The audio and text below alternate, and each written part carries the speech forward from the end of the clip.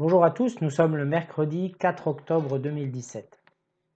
Alors ce soir, je vais parler un petit peu de mon vécu récent dans la foi qui montre une fois de plus combien le Seigneur opère dans ma vie et combien il peut opérer aussi dans la vie de tout un chacun à partir du moment où on s'ouvre à lui, où on le prie, on le remercie, on lui rend grâce et bien sûr aussi à partir du moment où l'on prend le temps d'être avec lui, d'être en sa présence par la prière ou alors éventuellement par la lumière, parce que là c'est mieux comme ça la lumière, non? Voilà. Par la lumière de sa parole,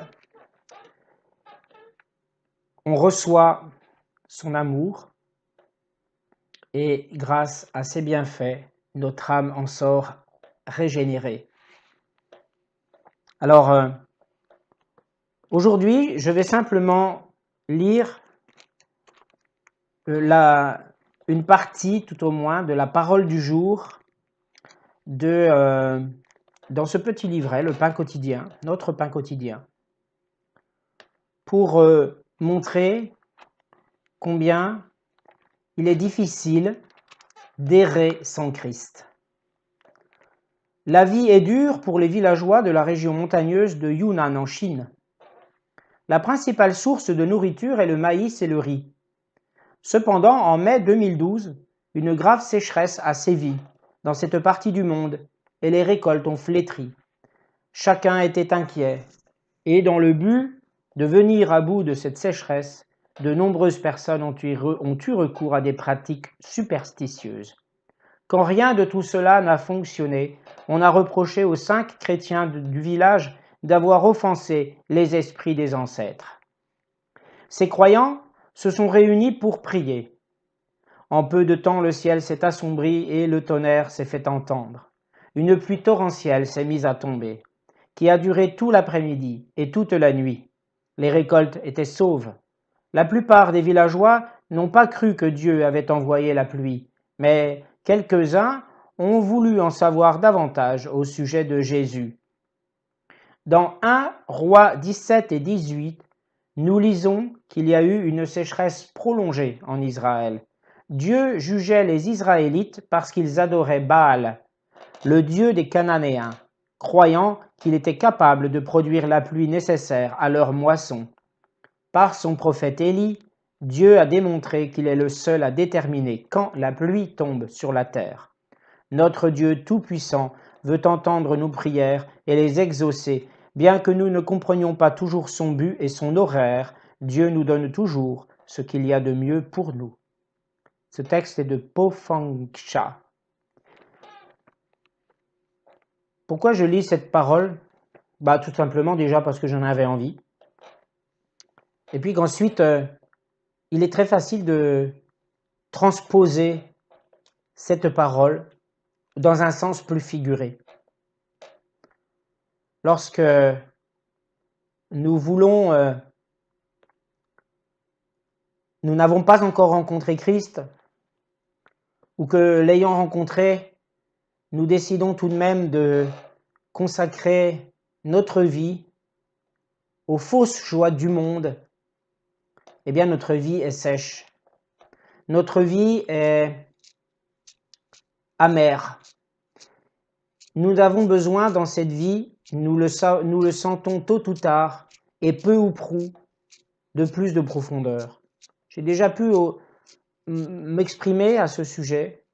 J'ai toujours été, sans qu'on me l'ait vraiment inculqué, sans qu'on m'ait éduqué en ce sens, j'ai toujours été très dubitatif quant au soi-disant bonheur que l'on pouvait atteindre, par exemple par les biens matériels ou par l'argent.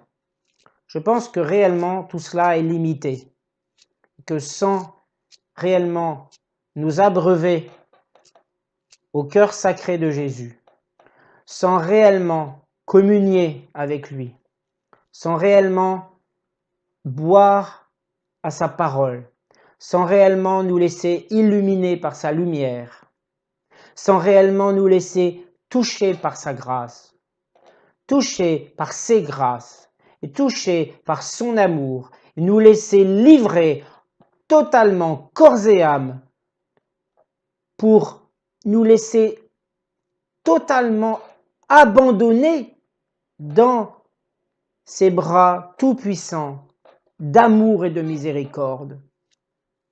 L'être humain dépérit. J'en suis intimement convaincu.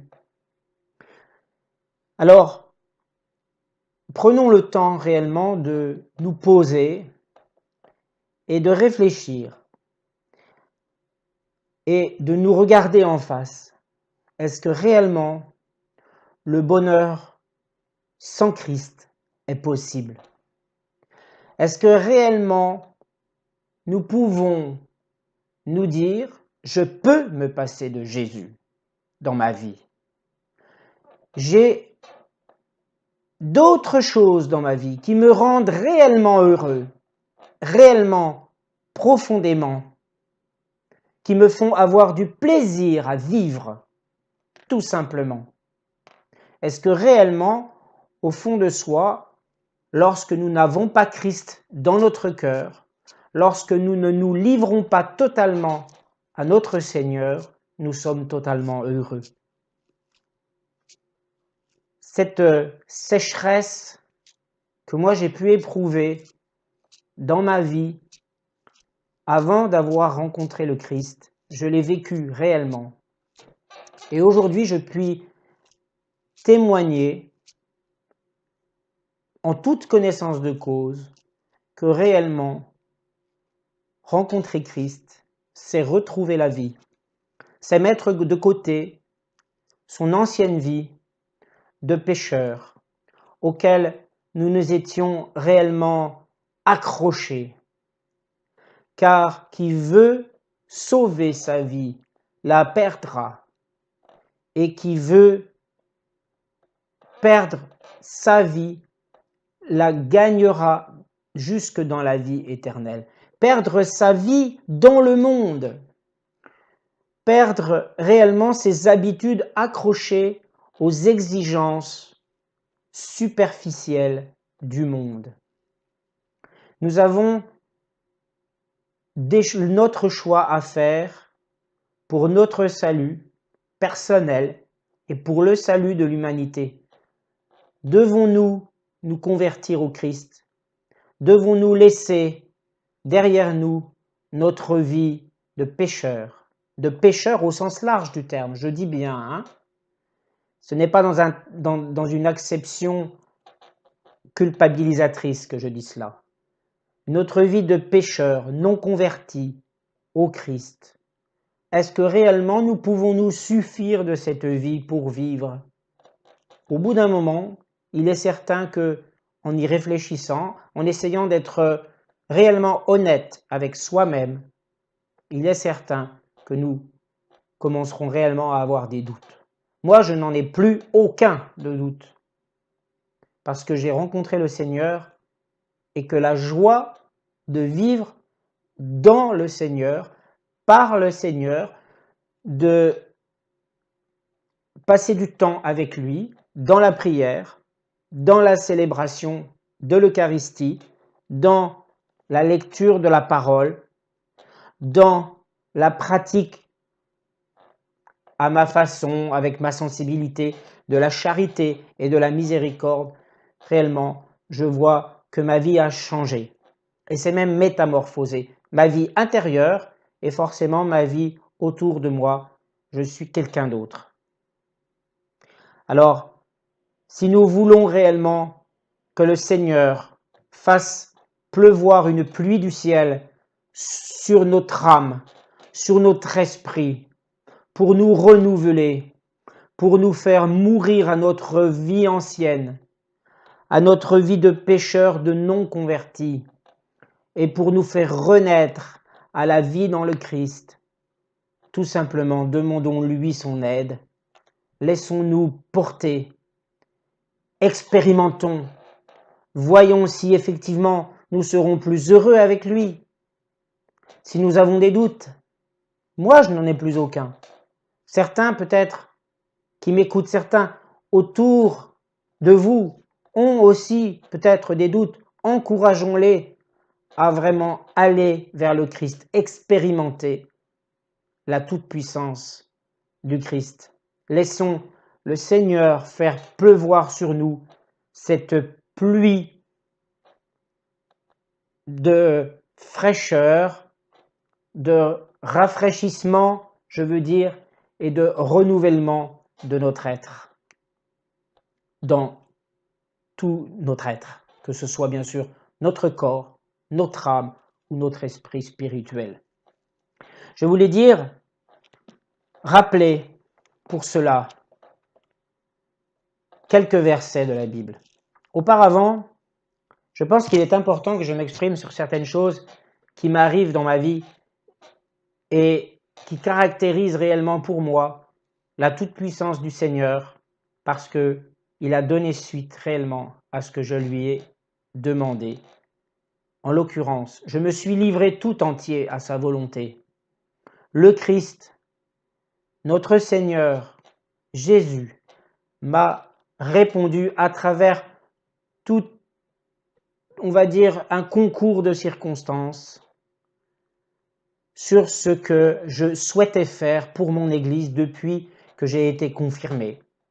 Et il se trouve que par un concours de circonstances lent, progressif, mais sûr, eh bien, je suis arrivé à me servir de cette confirmation pour apporter à d'autres mon vécu de la foi, mon expérience de la foi, et notamment à des enfants en âge d'être au collège et qui sont inscrits en aumônerie, et également à des adultes. Je commence simplement cette activité. Je la commence, mais si je la commence, c'est réellement, ça s'est fait tout seul.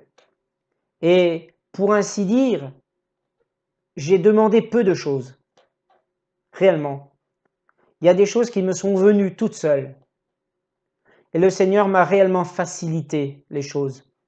Dans un certain manque de confiance en moi, le Seigneur m'a aidé à aller de l'avant. Le Seigneur m'a mis en confiance par ce concours de circonstances, par aussi la confiance que j'ai pu trouver chez les gens qui m'entourent et qui ont pu, peu ou prou, m'aider à entrer dans ce processus. Alors je dis merci, merci de tout mon cœur au Seigneur.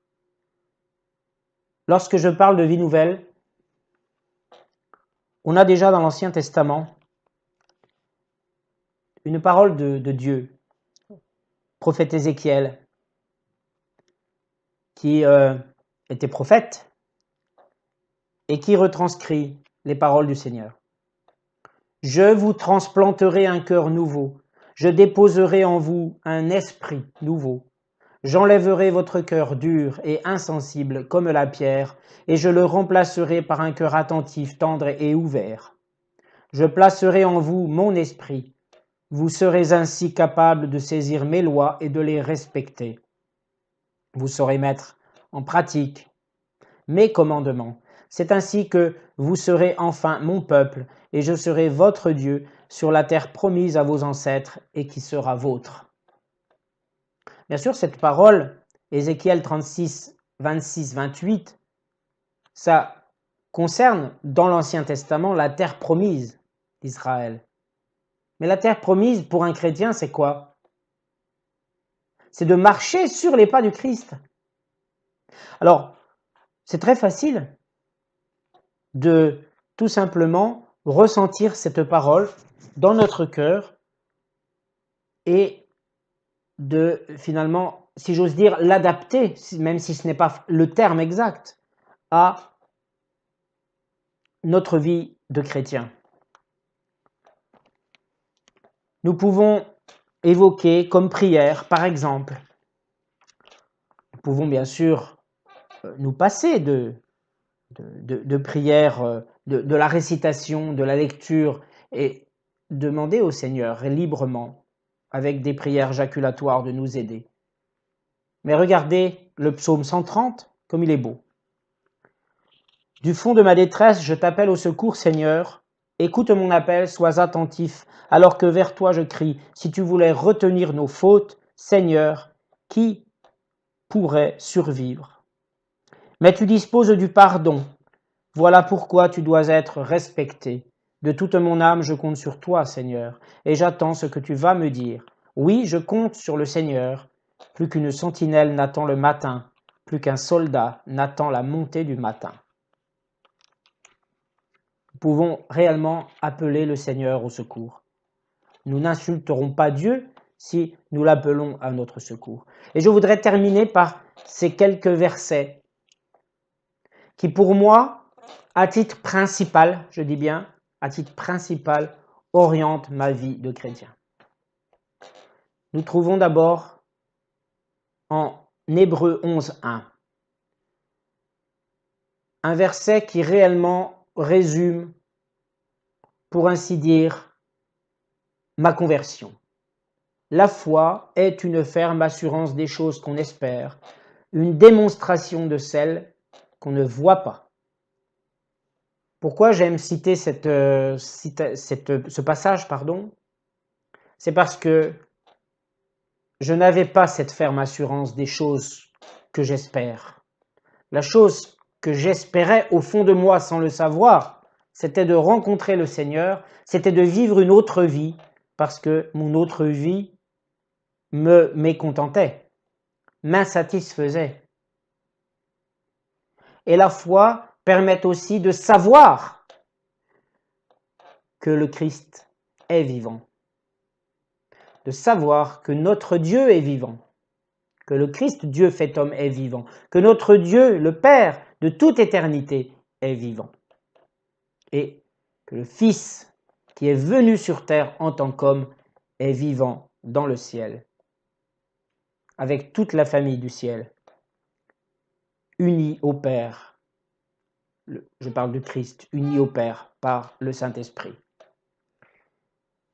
Nous avons réellement ce Dieu trinitaire sur lequel nous pouvons nous appuyer et viser la personne du Christ pour aller vers le Père, en passant, si on le souhaite, par Marie, par les saints, en passant réellement beaucoup de temps à prier, à répéter nos prières, ce n'est pas interdit, à supplier. Marie a supplié notre Seigneur de nous aider, d'avoir pitié de nous et réellement de savoir nous mettre en retrait par rapport à nous, savoir réellement devenir tout humble vis-à-vis de notre Seigneur, tout humble et savoir bien sûr mettre de côté notre ego, notre orgueil, notre fierté, afin de pouvoir réellement renoncer à nous-mêmes et de pouvoir, quand je dis renoncer à nous-mêmes, renoncer à notre ancienne vie, renoncer à ce qui peut bloquer effectivement, c'est-à-dire notre développement, c'est-à-dire en fait ce qui bloque notre développement, c'est notre manque d'humilité. Notre manque d'humilité vis-à-vis de nous-mêmes, savoir réellement mourir à soi-même pour renaître en Christ. Et là, demandons au Seigneur réellement de nous donner cette foi, de nous donner sa grâce, de nous montrer sa toute-puissance. Et nous saurons que Dieu existe. Heureux celui qui croit sans avoir vu. Un autre passage également que j'aime beaucoup citer et qui parle aussi beaucoup de ma conversion, c'est un passage de 1 Corinthiens chapitre 2 au verset 12 et suivant. Nous n'avons pas reçu l'esprit du monde, mais l'esprit qui vient de Dieu, afin que nous connaissions les choses que Dieu nous a données par sa grâce. Et nous en parlons non avec des discours qu'enseigne la sagesse humaine, mais avec ceux qu'enseigne l'esprit, employant un langage spirituel pour les choses spirituelles. Mais l'homme n'accepte pas les choses de l'esprit de Dieu, car elles sont une folie pour lui, et il ne peut les connaître parce que c'est spirituellement qu'on en juge. L'homme spirituel, au contraire, juge de tout, et il n'est lui-même jugé par personne. Car qui a connu la pensée du Seigneur pour l'instruire? Or, nous avons la pensée de Christ. Alors c'est une parole de Paul à l'église de Corinthe qui peut être réellement un peu prétentieuse, mais qui résume réellement l'esprit dans lequel se trouve, l'état dans lequel se trouve un nouveau converti, un chrétien de toujours même. Comment distinguer ceux qui ont la pensée du Christ de ceux qui ne l'ont pas? Tout simplement, ceux qui ont la pensée du Christ savent réellement accueillir dans leur cœur la parole du Seigneur en lui demandant de nous inspirer la saine compréhension de cette parole, en lui demandant de nous aider à progresser sur le chemin de la connaissance, de l'intelligence, et aussi par-delà, bien sûr, de la sagesse, de la piété, de la crainte de Dieu aussi. Ça fait partie des dons du Saint-Esprit. Tout est lié quand on y réfléchit. Moi, pourquoi je n'arrivais pas à rencontrer le Christ, bien que m'intéressant quand j'avais 16 ans, 20 ans, à la Bible? Parce que je n'arrivais pas à juger spirituellement des choses. Parce que je cherchais toujours un langage, une sagesse humaine à la compréhension de la lecture de la parole. C'est là, en cela aussi, que je vois la puissance du Seigneur, parce que la foi me donne de recevoir dans mon cœur avant de recevoir dans mon intelligence humaine, oui, de pouvoir débattre, pour ainsi dire, peut-être rationnellement ou théologiquement, peu importe comment on le voit, la parole du Seigneur. Nous avons une très très belle parole qui m'aide aussi, moi, à vivre ma foi. Il y a deux paroles. Une parole plus connue, où le Christ résume les commandements du Seigneur. Nous l'avons en Matthieu 22, verset 36. Maître, quel est le plus grand commandement de la loi? C'est un docteur de la loi qui pose cette question à Jésus. Jésus lui répondit, tu aimeras le Seigneur ton Dieu de tout ton cœur, de toute ton âme et de toute ta pensée. C'est le premier et le plus grand commandement. Et voici le second commandement qui lui est semblable. Tu aimeras ton prochain comme toi-même.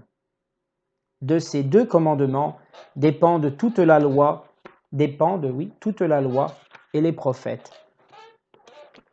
Et on retrouve dans cette parole ce que j'ai dit tout à l'heure en Ézéchiel 36, 26, 28. Lorsque le Seigneur dit « Je vous transplanterai un cœur nouveau, j'enlèverai votre cœur dur et insensible, je le remplacerai par un cœur doux. Vous serez ainsi capable de saisir mes lois et de les respecter. Vous saurez mettre en pratique mes commandements. » À côté des 10 commandements, Voilà les deux commandements principaux du Christ. Mais bien sûr, dans la vie courante, je l'ai déjà dit, c'est très difficile d'appliquer ce commandement. Et c'est là le défi, justement, d'un chrétien, c'est de savoir aimer Dieu, aimer notre Seigneur de tout son cœur, inconditionnellement.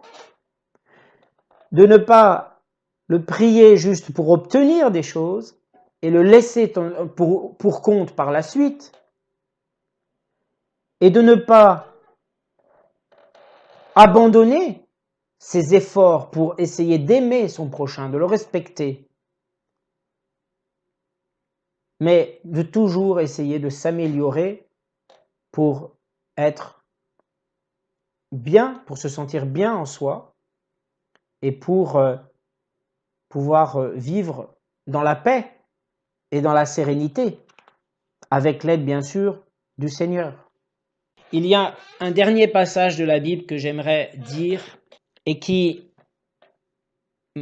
en ce qui me concerne, guide ma progression spirituelle, guide mes démarches spirituelles et quelque part enveloppe un petit peu mon esprit spirituel. C'est en 1 Chronique 4 où Jabez, qui était plus considéré que ses frères, eh bien, sa mère lui donna le nom de Jabez en disant « C'est parce que je l'ai enfanté avec douleur ».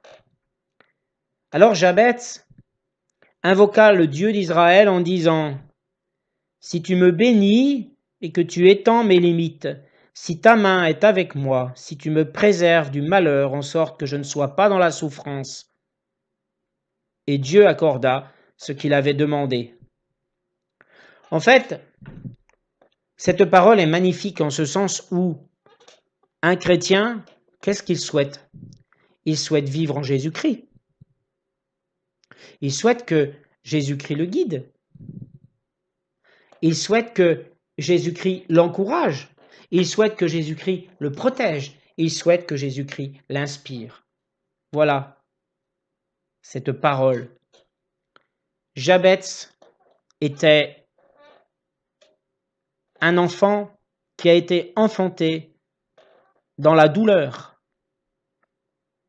Et il lui manquait réellement la foi. Il lui manquait réellement l'action de Dieu dans sa vie. Il lui manquait Dieu dans sa vie. Voilà pourquoi j'aime cette parole, parce qu'elle permet réellement de sentir profondément la parole du Christ. Je souhaite prier aujourd'hui pour remercier le Seigneur de me permettre de participer à l'action, à une sorte, voilà, à l'action apostolique, si je puis dire, à une sorte d'évangélisation par cette activité d'aumônerie, animateur d'aumônerie, animateur également pour des adultes dans un parcours alpha classique. Bien que je commence cette activité, mon cœur est dans la joie. Mon cœur est dans la joie parce que au lieu de ne vivre ma foi que pour moi, je vais pouvoir enfin la vivre pour d'autres, la partager, la communiquer et j'espère avec l'aide de Dieu pouvoir contribuer à ce que au moins une personne que je vais côtoyer cette année, peut-être un enfant et un adulte, puisse se convertir au Seigneur pleinement. C'est ce que je souhaite du plus profond de mon cœur. Et je vais réellement prier pour cela. Je vais demander au Seigneur que réellement il puisse toucher le cœur d'une des personnes que je vais, entre guillemets, encadrer dans par cette activité et par sa présence aussi là, qui est voulue aussi forcément par le Seigneur, afin que réellement il puisse rencontrer le Seigneur et aller loin. Peut-être jusque dans une vocation sacerdotale. Seigneur, merci de m'avoir permis aujourd'hui d'enregistrer cette vidéo qui se veut une vidéo réellement de partage et afin que réellement les mots que je prononce par ton esprit puissent t'aider à toucher le cœur de certaines personnes qui peuvent les recevoir,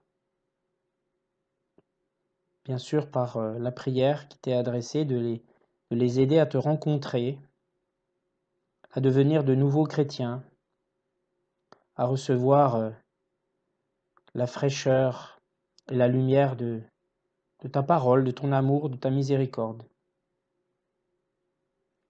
de pouvoir être capable de t'aimer, de te suivre,